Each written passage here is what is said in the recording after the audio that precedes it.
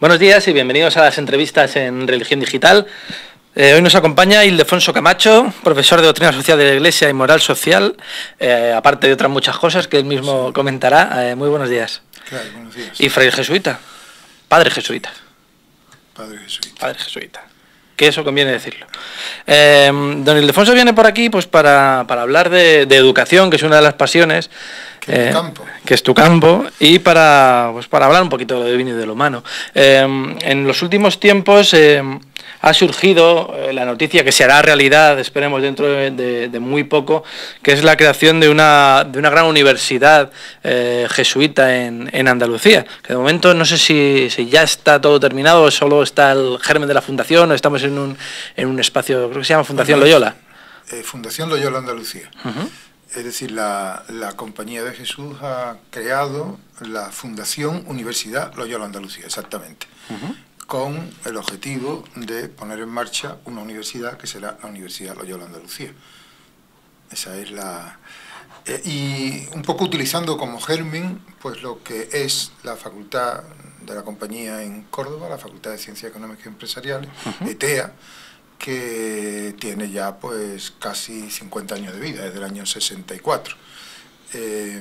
Bueno, ¿y en qué situación está? Bueno, pues en este momento está ya constituida la fundación, el patronato ya aprobó esta semana pasada, el viernes pasado, la memoria para la nueva universidad, y el paso siguiente es presentar el expediente en la Junta de Andalucía, que espero que lo hagamos en esta semana. Que la Junta de Andalucía no ha puesto... Al menos al final no ha puesto ningún impedimento. La verdad es que hasta ahora los contactos que hemos tenido, muchos, porque ya sabes que nosotros antes estuvimos implicados en otro proyecto parecido, que fue la Universidad Fernando III, que por una serie de razones no acabó de salir. Y entonces, bueno, pues en la Junta lo consideran como la continuación de aquello, como la alternativa a aquello, y bien, o sea, los contactos que hemos tenido nosotros son positivos, porque bueno, no hay ninguna universidad privada en Andalucía, y en ese sentido la Junta no ve con malos ojos, ve con buenos ojos que hay una universidad privada. Que parece extraño que una región como Andalucía, que probablemente sea la más poblada de España, no haya tenido una presencia universitaria privada en este tiempo. No ha habido. Y nosotros por eso pues hemos querido... Consta que hay algunos intentos o ha habido algunos intentos de crear otras universidades privadas, pero de hecho ninguno ha cuajado. Y esperemos que este cuaje ya, definitivamente. La Compañía de Jesús supongo que apuesta fuertemente por este proyecto.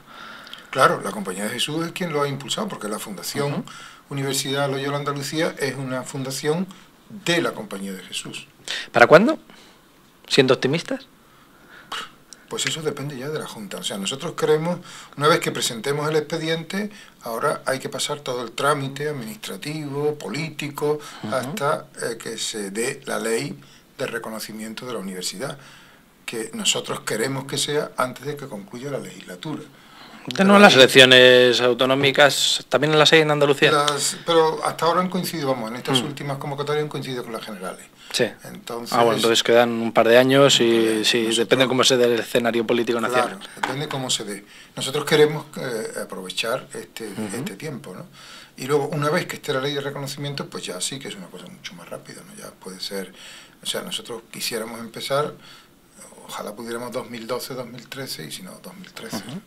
¿Y a qué aspira esa universidad? Estamos hablando de distintos campus, creo que va a haber campus en Sevilla, en Granada, en Córdoba, ¿puede ser en algún sitio más? Córdoba y Sevilla. Córdoba y Sevilla. Y luego con posibilidad de extendernos a alguna otra provincia andaluza, pero de momento Córdoba y Sevilla, ¿no? Ahí está la cosa de si la Facultad de Teología de Granada entra o no entra. De momento no entra, pero yo pienso que el horizonte lógico de la Facultad de Teología sería la universidad. Pero bueno, como la Facultad de Teología tiene un estatus diferente, porque depende directamente de la Santa Sede. Sí, es una universidad eclesiástica que no privada. Ahora iba a ser complicar mucho las cosas y hemos preferido empezar con esto y en el futuro siempre se puede. ¿Y qué abanico de carreras? Bueno, pues nosotros hemos utilizado 3 criterios. El primero ha sido el de la misión de la compañía y lo que está en relación con la misión de la compañía. El segundo, lo que nosotros sabemos hacer, al menos como punto de partida, que ahora es la Facultad de Ciencias Económicas y Empresariales, Ciencias Sociales, Jurídicas, ese ámbito. Y luego, naturalmente, pues las demandas de mercado, que eso no puedes nunca ignorarlo, ¿no? Entonces, nosotros queríamos empezar con carreras en el ámbito de la empresa, la economía, ciencias sociales, derecho y ingenierías. Ingeniería. Nosotros en el proyecto hemos encontrado un apoyo importante de Abengoa, que es una empresa muy importante en Andalucía, y bueno, pues eso es una ayuda buena también para poner en marcha alguna titulación de ingeniería. Y luego hay otros dos campos en el que nos gustaría entrar, que son comunicación y educación, evidentemente, porque esa es una tradición importante en la compañía, pero iremos poco a poco, ¿no? Iremos de lo más seguro a lo que se nos vayan abriendo perspectivas, bueno, viendo un poco también cómo van evolucionando las cosas, etcétera, ¿no? ¿Y de dónde surge esta idea? Evidentemente el carisma de la compañía y las obras que ya se tenían siendo muy realista, esta idea surge del hecho de que un centro como ETEA, que es centro privado adscrito a una universidad pública, ese estatus es un estatus muy inestable. Y entonces, para consolidar, por otra parte, ETEA tiene ya un nombre y una tradición en Córdoba sobre todo, y a partir desde Córdoba pues en algunas otras provincias andaluzas. Para consolidar ese proyecto, primero intentamos la Universidad Fernando III y ahora hemos intentado esta. O sea, eso, siendo realistas, ha sido el origen. Por otra parte, es cierto que bueno, la Compañía de Jesús está en un proceso ahora de unificación de todas las provincias españolas en una sola. Pues también lo hemos pensado como una forma de presencia de la Compañía de Jesús en el mundo universitario, en todo el territorio español, ¿no? Sí, porque ya tenemos Comillas, tenemos Deusto, Deusto, después hay dos centros importantes en Barcelona, el SADE y el Instituto Químico de Sarriá, y luego otros centros más pequeños en Santander, en Valladolid. Bueno, pero en la mitad sur hay tres centros que no son demasiado grandes. ETEA es el más grande, después está la Facultad de Teología, con un estatus un poco diferente, y luego está la Escuela de Magisterio de Úbeda, de la Fundación Sagrada Familia, Fundación SAFA.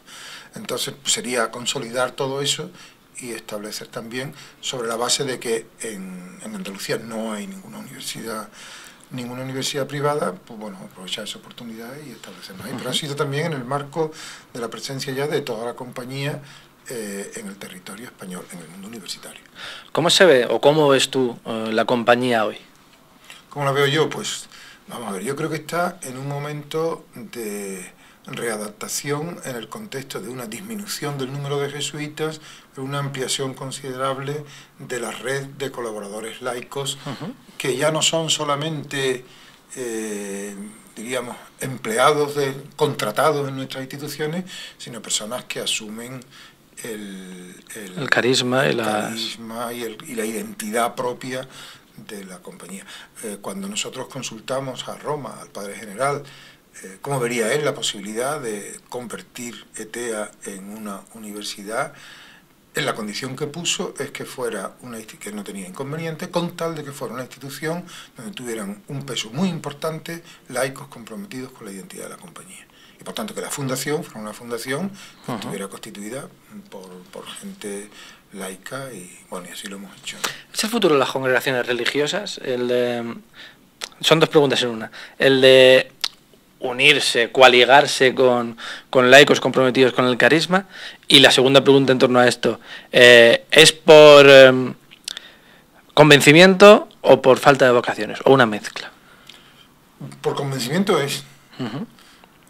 Por falta de vocaciones, bueno, pues es un factor que también influye, pero yo creo que esto hay que verlo en el marco también de las transformaciones que se dieron desde el Concilio Vaticano II, porque lo que pasa es que estas cosas es más fácil decirlas, más fácil abrir el camino que avanzar por él. Claro. Y entonces yo creo que el Vaticano II abrió un camino importante, pero luego está costando trabajo avanzar por ahí, ¿no? En ese sentido, yo siempre pienso, ahora cuando venía para Madrid, venía leyendo un libro que ha salido hace poco en Italia sobre el Vaticano II en el momento actual, y bueno, pues insistía en una idea que a mí me parece importante, que el Vaticano II en gran parte está todavía por hacer realidad, ¿no? Reconocemos, igual esta es una pregunta para mí mismo, para alguien de mi generación, ¿reconocemos los cristianos que no vivimos como adultos el Vaticano II lo que surgió de allí, o se nos ha olvidado o se nos ha perdido por el camino algo? A mí me parece que esas afirmaciones así, en términos generales, son difíciles de aceptar o de rechazar, ¿no? Yo creo que queda mucho camino por recorrer, es decir, que uno va viendo que hay grupos cristianos y personas que asumen en serio esto, pero uno echa de menos que pudiéramos avanzar más en ese terreno. Por otra parte, es verdad que en este momento yo no sé si la Iglesia en general abre todos los caminos y facilita todo tipo de incorporaciones y de compromisos para este tipo de incorporación de cristianos a tareas, es decir, a tareas de responsabilidad, sí. No simplemente hacer, bueno, pues gente que efectivamente es cristiana y tal, pero que vive un poco a expensas de lo que le van diciendo, ¿no? Un poquito ahí, esa mayoría de edad también. Esa mayoría de edad, pues sería necesario también potenciarla más desde la Iglesia, ¿no? Decíamos antes que Ildefonso Camacho es profesor de Doctrina Social de la Iglesia y Moral Social, entre otras muchas cosas.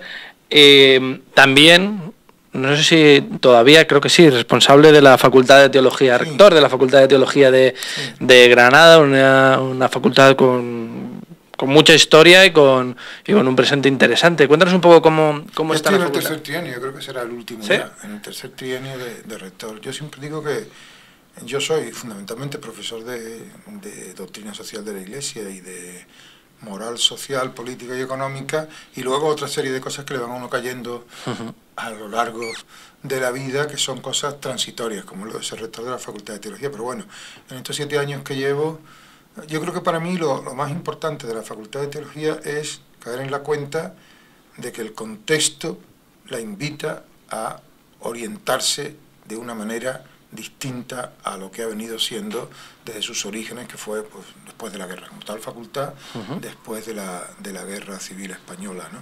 ¿En qué sentido? Es decir, que una facultad de teología fundamentalmente era un centro orientado a la formación de personas que aspiraban a convertirse en sacerdotes, y hoy día, bueno, y en ese sentido, pues las facultades de teología, sobre todo después del concilio, pues atrajeron a todos los que estaban, bueno, a todos, a una gran parte de los que se preparaban para el sacerdocio, incluso en los seminarios diocesanos, y luego ha habido un movimiento, más bien diríamos, de una cierta dispersión. Las diócesis han vuelto a recuperar los seminarios antiguos, convirtiéndose en centros agregados o afiliados a las facultades, lo cual tiene también sus complicaciones. Por otra parte, por tanto, se ha reducido el número de alumnos a las facultades de teología. Pero ha aumentado también el de laicos y el de... Ha habido una reducción de vocaciones al sacerdocio, pero por otra parte aparecen nuevas demandas, que son, sobre todo, en primer lugar, yo creo que hay que citar a las religiosas, que antes no solían ir a las facultades de teología. Yo recuerdo, siendo yo alumno, empezaron las primeras religiosas que vinieron a la Facultad de Granada a hacer estudios de teología, ¿no? Y luego laicos. Entonces, bueno, pues eso diversifica muchísimo el alumnado. No logramos ni mucho menos, ni nosotros ni ninguna facultad, los números de hace 30 o 40 años, pero luego además yo creo que las facultades de teología pues, tienen que plantearse, le pasa igual, yo esto lo vivo en el proyecto de la Universidad Loyola Andalucía, en términos parecidos a la Facultad de Teología. No podemos limitarnos a lo que serían las enseñanzas oficiales. Puramente eclesiásticas. Tiene que diversificar las tareas, ¿no? Con otro tipo. Por ejemplo, nosotros ahí en Granada hemos creado la Cátedra Andaluza de Bioética y hemos creado la Cátedra Andaluza para el Diálogo de las Religiones. ¿Que veis por el máster en Bioética, la 4ª edición? Vamos a empezar ahora la 4ª edición, sí. Sí. Además es interesante porque la Consejería de Salud de la Junta de Andalucía reconoce los cursos nuestros, los baremos que ellos tienen a la hora de hacer la promoción del personal dentro de bueno, todo el mundo de la consejería, ¿no?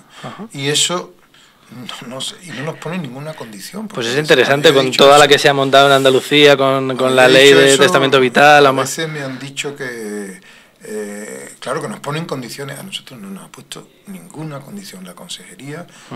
Yo tengo un acuerdo firmado con la consejera para toda esta cuestión de colaboración, el reconocimiento de títulos y tal, no nos han puesto ninguna condición, ni respecto a personas que intervienen en nuestros cursos, ni respecto a contenidos, a pesar de que en algún momento se me ha dicho, claro, pero eso ha sido a cambio de nada, bueno, a cambio de nada, a cambio de la colaboración, pero desde luego de ninguna condición ideológica o de otro tipo. Ni de contenidos, ni de personal. A mí nunca me han, para aprobarme un curso, nunca me han pedido la lista de profesores, en absoluto, ¿no? Y has dicho hace un momento otra cosa y me suena fantástico porque, bueno, Granada es una de mis debilidades, es una ciudad donde a uno le encantaría, no sé si morir o por lo menos que una de las últimas, pasar una temporada seguro. Y es una ciudad que rezuma historia religiosa también. ¿Esta cátedra de diálogo interreligioso? Bueno, pues eso lo hemos hecho, pero nosotros hemos querido hacerlo a nivel de Andalucía, porque no hay nada parecido en Andalucía. Sí, es cierto. Y por otra parte, bueno, pues es un tema cada día más importante. Hemos empezado fundamentalmente en diálogo con el mundo islámico, porque es el que tiene una presencia más fuerte en Andalucía, ¿no? De hecho, tuvimos un congreso en el mes de febrero y luego hemos seguido... O sea, la idea de esta... Porque esta cátedra la hemos creado un poco siguiendo el modelo de la cátedra de bioética, que lleva unos años funcionando ya, ¿no? Y la idea siempre es la misma. O sea, se trata fundamentalmente de crear un espacio de encuentro en donde participen el mundo universitario, porque al fin y al cabo la Facultad de Teología es un centro universitario, participe el mundo eclesial, porque al fin y al cabo es una facultad de la Iglesia, y luego naturalmente participe pues el mundo de las otras religiones. Y ahí hemos empezado sobre todo con el mundo islámico, porque es el que más contactos teníamos. Y porque es una realidad histórica y sociológica. Es complicado, a pesar de que en Andalucía hay grupos islámicos que sí son grupos muy abiertos al diálogo, es decir, que por una parte está el islamismo, sí, está aparece en los medios de comunicación, que siempre es un islamismo más radical y menos abierto al diálogo, y luego hay otras corrientes que van por otro camino. Esos son los que a nosotros nos interesa. Además, esa pulsión sí que se da, porque hay grupos muy establecidos socialmente, pero también está muy cerca otro tipo de presiones o de condicionantes, digamos, políticos geográficos, dejémoslo ahí. Pues es un placer estar contigo, Ildefonso. Me ha llamado mucho la atención que cómo la Facultad de Teología no solo hace teología, pero también está haciendo teología al hablar de bioética, al hablar de eso es, que un poquito también es otra de las misiones de la Iglesia, que es estar en el mundo y en contacto con el mundo. El Papa Benedicto XVI, cuando recibió a los jesuitas reunidos en Congregación General, la Congregación General Última, pues una de las cosas que alabó mucho es que la compañía estaba llamada a estar en las fronteras. Eso es. Y que esas fronteras no había que entenderlas únicamente en términos geográficos. Bueno, pues yo creo que todas estas cosas deben estar en las fronteras. Lo que pasa es que eso, alguna vez lo he comentado con algunos obispos incluso también, ¿no? Eso a veces te lleva a moverte en terrenos que tienen una cierta ambigüedad y que no siempre son entendidos. Y bueno, es el precio que hay que pagar por estar en esos lugares, ¿no? Yo siempre digo también, Benedicto XVI, cuando habló de estar en las fronteras, mencionó la obra del padre Ricci y del padre Nobili en China y en la India, en todo el tema de acercamiento a las culturas de aquel tiempo. Bueno, pues no olvidemos que ni el padre Ricci ni el padre Nobili, bueno, su actividad fue bien recibida por la Iglesia en su tiempo. O sea, que tienen que pasar 4 siglos para que se diga, hombre, aquello fue realmente una labor encomiable. Con la globalización supongo que el periodo de purgatorio en ese sentido es menor. Y también supongo que al hablar de fronteras, no solo, como decía el Papa, estamos hablando de fronteras que no son territoriales, sino también que no deben ser trincheras. Claro, eso es lo que muchas veces las fronteras separan. Estar en la frontera es estar en ese terreno en donde uno ve que ya no pisa su propio territorio, pero todavía sí lo pisa, y por otra parte también y no solamente en términos geográficos, sino en cuanto a planteamientos, enfoques, puntos de vista, bueno, donde enseguida uno se encuentra con gente que tiene otro tipo de pensamiento, parte de unas perspectivas distintas. Bueno, se trata de establecer el diálogo en ese campo, ¿no?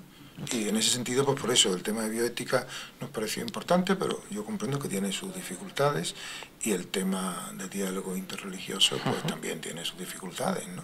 Pero bueno, Yo siempre digo que se trata de crear espacios de encuentro, y entonces hay que darle tiempo a el poder hablar, sin que los medios de comunicación estén presentes, sino primero elaborar pensamientos. Ya habrá tiempo de difundirlo, pero primero elaborar pensamientos. No estar pensando que hay que cumplir un objetivo para venderlo, entre comillas. Antes de plantearse, porque bueno, en este mundo al final tiene que terminar vendiendo. Claro. Pero no hay que empezar por ahí. Hay que empezar creando espacios donde se elabore el pensamiento, etcétera, ¿no? Pues esa es nuestra idea. Y yo creo que en eso, pues, modestamente, pero estamos dando nuestros pasos, ¿no? Y es un camino interesante y que construye, que las fronteras no solo sean hitos que separen, sino también son lugares donde se encuentran distintas realidades geográficas, culturales, ideológicas, religiosas, y estamos en el mismo mundo al final todos. Pues muchísimas gracias, Ildefonso. Ojalá que el proyecto de la Universidad Loyola Andalucía sea una realidad pronto. Ojalá que lo podamos ver, y aquí tienes tu casa para lo que preciséis. Muy bien, pues igualmente os digo, tanto como representante del patronato, del que soy presidente, del patronato de la Fundación Universidad Loyola Andalucía, como rector de la Facultad de Teología, pues estoy también a vuestra disposición para lo que queráis. Pues muchísimas gracias.